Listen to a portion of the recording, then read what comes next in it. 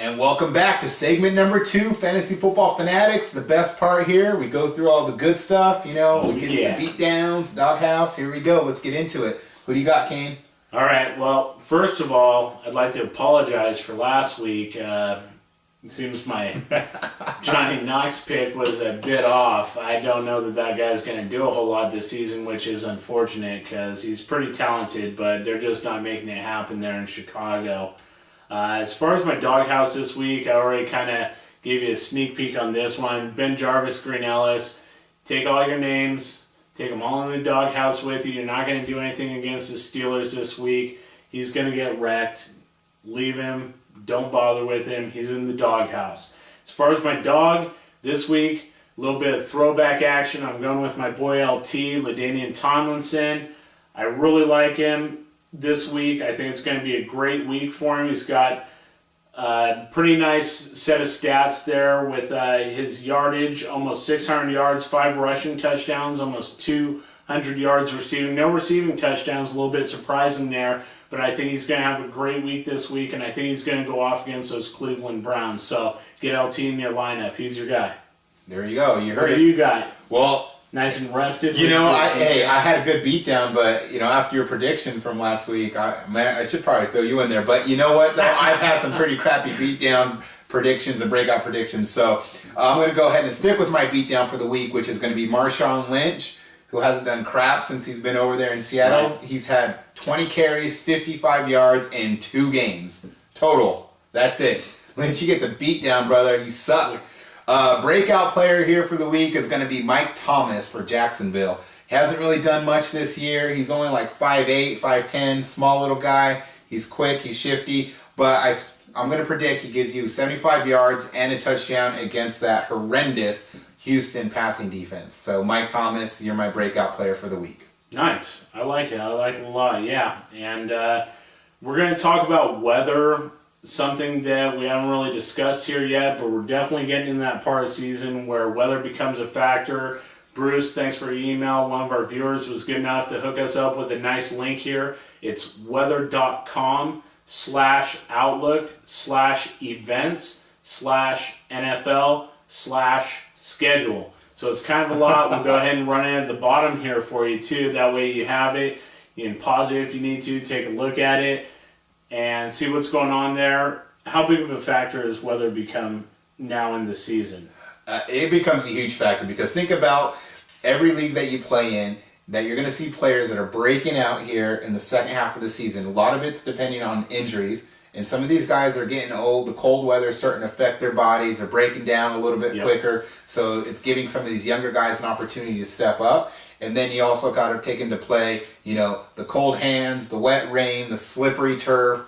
So keep an eye on that because when it's raining, when it's cold out there, there's a lot of, dew out on the grass. We're going to have a lot of running going on, right? I mean, they're going to be pounding the ball. Yeah, and it was evident even earlier in the season when San Diego was playing Kansas City and they had that really bad thunderstorm there, and Phillip Rivers just couldn't do anything with the ball. He couldn't pass or slipping and sliding all over the field. It looked like he was trying to shot put the ball because he just couldn't get a good grip on it. So the running game inevitably will become front and center. If it's raining a lot, the passing game is going to take a back seat.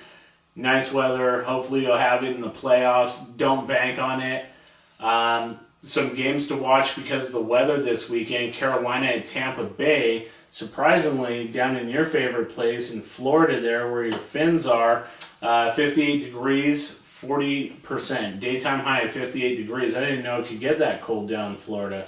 It sure the hell can. I was back there in freaking January, man, and it snowed. I think it was the first time it snowed in Tampa Bay in 50 years, and it happened to be the time that I went out there. So it followed him. It definitely followed him.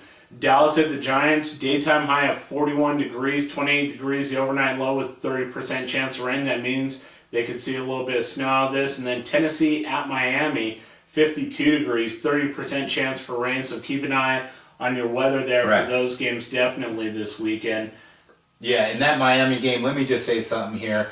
I'm just going to go ahead and put it out there. I am wearing my Ricky Williams jersey and not my Chad Henne jersey, who just got benched today for Chad Pennington. So you guys aren't going to see my Henne jersey on here for a little bit until he gets the starting position back, but he's going to.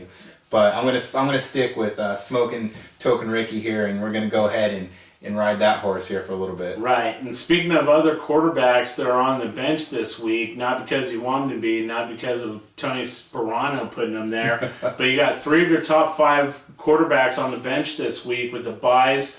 The Chargers, Phillip Rivers, the Raiders, definitely not Jason Campbell, and Aaron Rodgers of the Packers, Drew Brees of the Saints. So 3 of your top 5 quarterbacks on bye this week. It's going to be a rough week. Yeah. Well, let's go ahead and get to the rough part here. Big Dog, I'm going to put you through our 2-minute drill. This is our version of starter and recitum. Going to go through every game here, pick out a player, and Caine's going to tell you whether you should put him on the bench or put him in your lineup. So if you got these players, listen closely.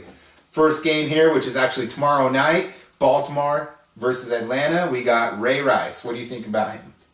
I like Ray Rice this week. Atlanta's had a pretty stout defense, but I like Ray Rice. I think he's coming around.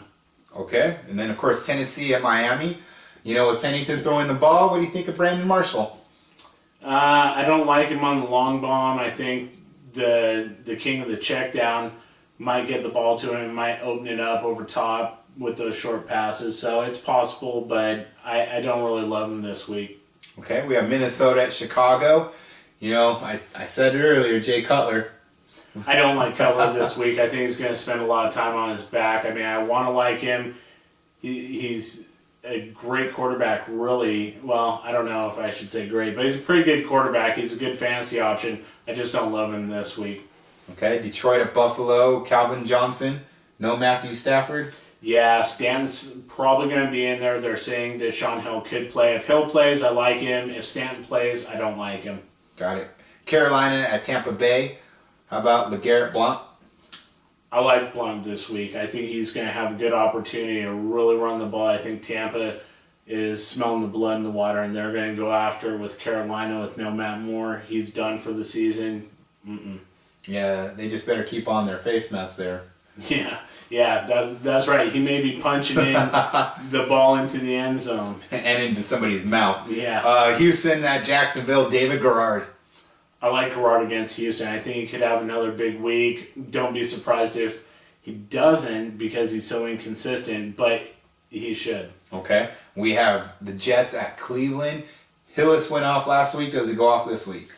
I don't know if he can go off against that Jets defense. I think you have to play him as an RB2 type option. I think you just have to, but I don't love him, but the guy's tough. I mean, he just runs really hard. Okay, Cincinnati versus Indy, T.O.? Yeah, I like T.O. against Indy this week. He's looked really good. Ocho Cinco's a little dinged up. If he plays, obviously all the better for T.O. Okay, perfect. Kansas City at Denver, great rivalry here. How about Thomas Jones? Yeah, I like Thomas Jones a lot this week versus Denver. Thomas Jones has played really consistently this year, so I think he's a good fantasy option. Good RB2 flex type option. Okay. How about the cellar dweller Dallas Cowboys going against the tough New York Jets? The New York Giants. How about Des Bryant? Yeah, I don't love him this week. Gotcha. Seattle at Arizona, we got Larry Fitzgerald. Yeah, I mean, I like him this week. I think that Seattle defense could give it up, so. Perfect. We have St. Louis at San Francisco, Steven Jackson. It's going to be tough, but I think you have to play him. RB2. Okay. New England at Pittsburgh, your boy Richard Mendenhall. Love him this week. Oh, yeah, you better love him, man. He's going to put up some points. Philadelphia at Washington, Michael Vick. Yeah, I like Vic this week. I think he's going to look to carve up that Washington defense. It could be a totally different story this time around. I like him this week. All right, well, there you go, guys. Those were your starter or sit-em. And come back with us again on week 11. Send us your emails, your questions. Hit us up on Twitter. Yep, Fantasy Football Fanatics at rocketmail.com. Come be our friend on Facebook. And you can follow our tweets at FFF Tweets. We'll see you next week. Good luck. All right, see you then.